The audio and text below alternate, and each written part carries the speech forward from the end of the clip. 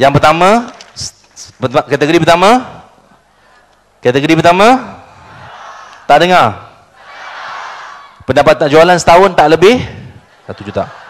So matlamat dia, kalau anda belum kategori ni atau baru nak start kategori ni, angkat tangan. Baru nak start, angkat tangan. Saya nak tengok betul-betul. So syarat dia, kalau you nak meningkat, maintain angkat tangan, so that you know I am that person, you are that person. Syarat you nak berjaya meningkat daripada sini ke sini, sini ke sini dalam startup, benda yang paling penting bukannya modal duit. Itu datang kategori ketiga atau keempat. Tapi bukan mula-mula. Kita mesti start dulu sesuatu walaupun kecil. Faham ke faham? Dan mesti ada ilmu, disertai dengan ilmu. Sebab dengan ilmu cepatlah dia naik.